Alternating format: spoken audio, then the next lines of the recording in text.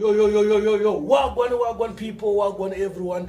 My name is DJ Spark Zimbabwe. Ndiripo panapa paZim Reality ITV. Pantoita mtikinyira wekungwavha ma latest. Pantinongwavha nyaya dzinenge dzichipisa. Muzuva ranhasi ndikudze zvakaitika kumangoma. Unongozva kuti bhawa rakavhurwa.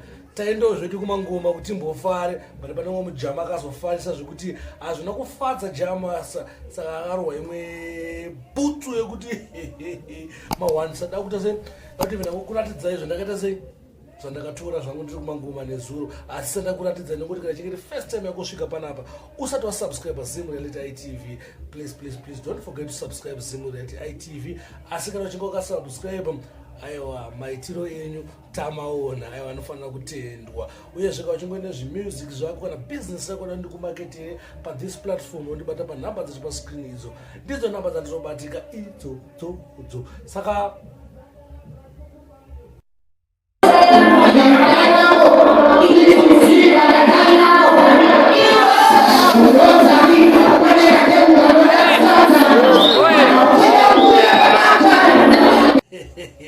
mawambi murambi ndivuka mangono butsu ikuti ngoma nakarowa butsu ma1 saka vada kuti pana pona ngosaya yatsoiona iziya yatsoipule futi because butsu yandisparka iyi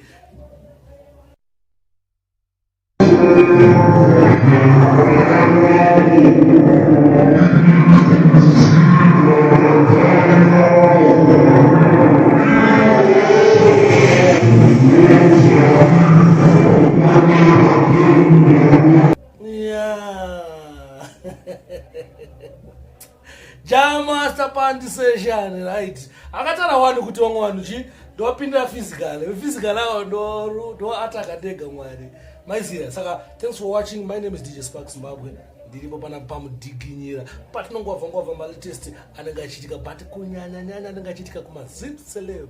Thank you.